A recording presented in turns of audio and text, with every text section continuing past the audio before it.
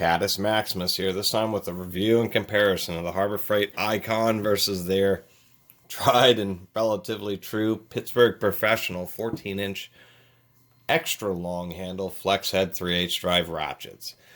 So Harbor Freight's expanding their tool line and now has expensive tools. Not Snap-on or maybe Mac or Matco quite expensive, but this 3/8 ratchet was $50 on their introductory price. Sure, in 6 months or a year, the price will go up.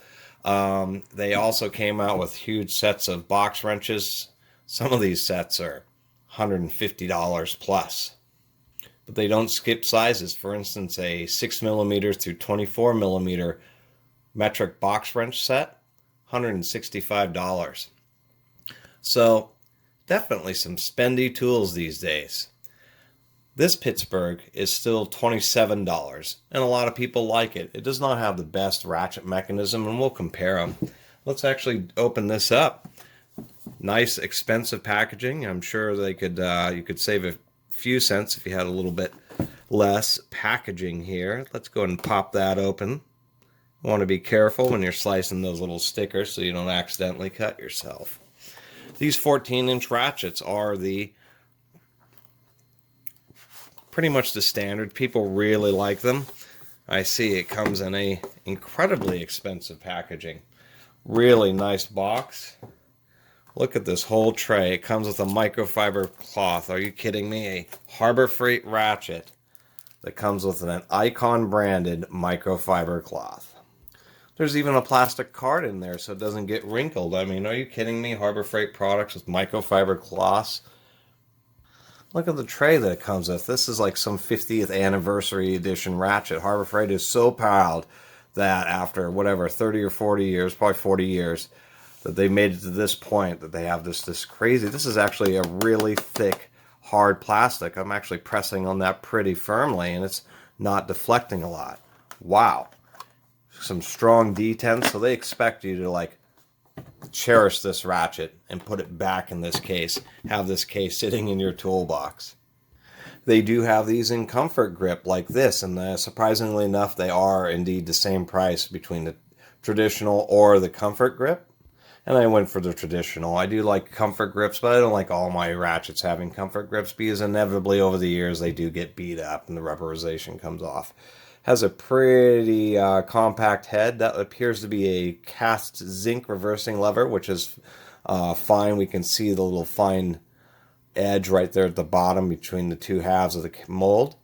It is raised above the surface. Would have liked to seen it be flush against the surface because, of course, being cast zinc, not going to be the toughest, and if this falls or drops, that little nub may break off. Otherwise, it has a pretty nice head. We can see that the grinding and the drilling of the hole is pretty even. The grinding right along this area is nice and even. That's actually a real telltale sign of how the quality controls this evenness right here along the fork. It is pretty stiff. As we can see, it's a Torx fastener, and you can retighten it when it becomes loosened. Overall, pretty good. We can see that the handle appears to be nice and straight. Occasionally, these long handles will get a little bit warped. There's our part number.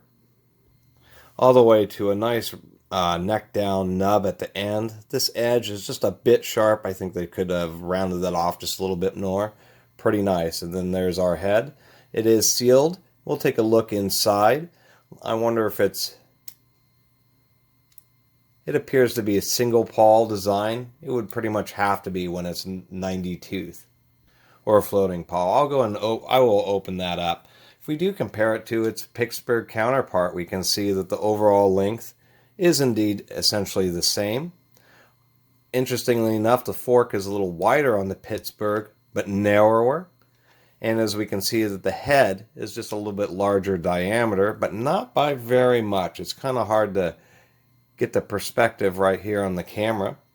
But we can see that the Pittsburgh head is actually a bit thinner by, I would say, 1/16 of an inch over this Icon. So the Icon went with a narrower head that's a little bit taller.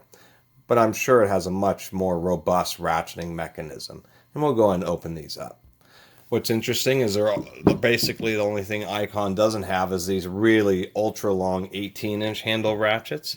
I think as far as the thickness, we can compare it to a gear wrench. The gear wrench head is about the same as the Pittsburgh. It's a little bit wider than the Icon, but then again, a little bit thinner. And this is a pretty common high tooth count ratchet.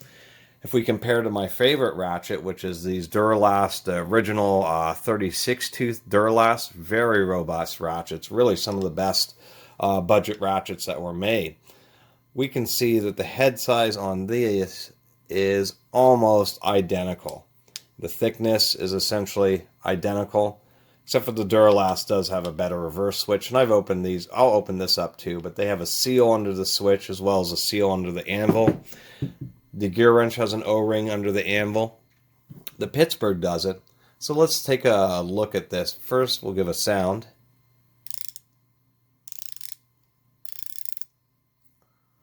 It does indeed say on and off, which a lot of people do like.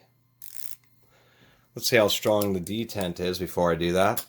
It's a pretty good detent. I have to say that that's a good professional grade. It's not quite snap-on. My experience is for some reason snap-on ratchets have just super strong detents, but this is a solid professional feeling detent, and is pretty robust. I should also do an anvil wobble test for people.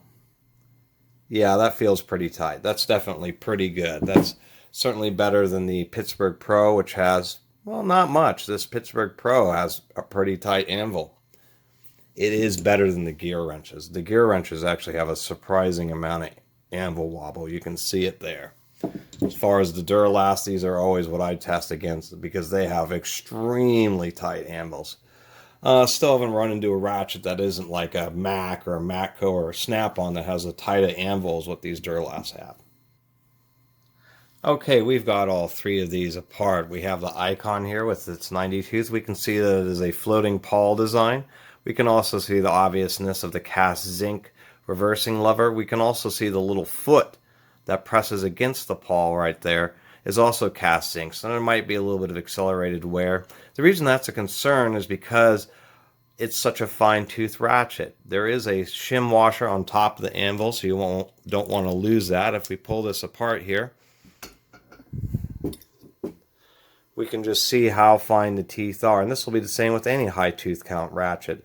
They're handy in situations, but you know, if you really want to recommend a ratchet that somebody doesn't have to worry about and not, you know, in very heavy duty environments, that's why I have the Duralast torn apart here. This little pawl is about a 1/4 inch thick. I am quite zoomed in, and it does have quite a bit of engagement. A significant sweep, at least 20-25 degrees. There's probably a dozen little teeth on that. But of course, the very small particle can easily cause this jaw to want to get rocked up, and this is true with any of these floating pawl fine tooth ratchets, and small pieces of metal will cause them to not seat fully and slip on you.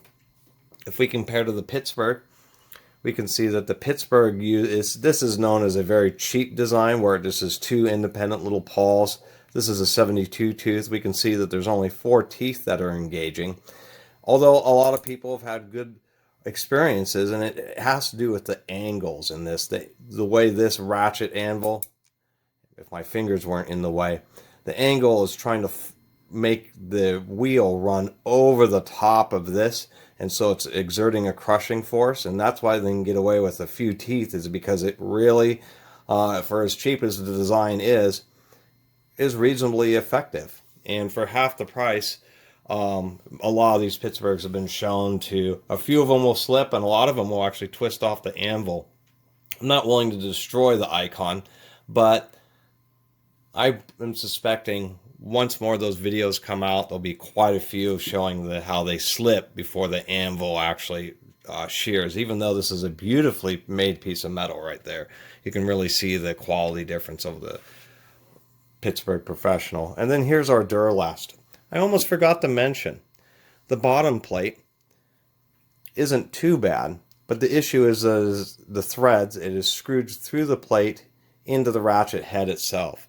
And Harbor Freight hasn't been the best about parts, so we don't know if they're going to offer rebuild kits, but taking it apart and putting it together with these tiny little T9 Torx screws, you could easily strip out one of these little holes, and then it's a real bear to try to fix it. You can tap these holes a little bit bigger, but actually there's probably not enough space to really do that in this Ratchet. That ends up ruining the head, and that's kind of disappointing. Same thing on the Pro. The difference between a real professional Ratchet like this Duralast, which really is because the screws go through the top of the head and thread into the bottom plate. So if the bottom plate strips out, or you break or strip out a screw, it's no problem because all those parts come with the kit. So it's very wise. And then of course, this type of design where it's just a big ratchet pawl, the detents on the bottom hitting that wing, and just being cross supported through the entire body of the Ratchet, as well as being really coarse teeth, super reliable. Super reliable. Just because there's so much tooth cross section, it would take a very large piece of metal before something like that would actually start slipping. Furthermore, there is no O-ring seals here, where such as the Duralast, there's an actual, it's a billows type, but that's a rubber seal on the bottom of that anvil. The bottom of this reversing lever has a seal. And we can see that the retention screws on the inside of the Ratchet totally captured. Or even on the Pittsburgh Pro, it's external, and if you get it too tight, then the lever won't work. So overall, I think the Icon is a competitive Ratchet. Harbor Freight's going to stand by it with their pretty easygoing warranty, and they're going to be replacing quite a few of them because of that cast zinc switch.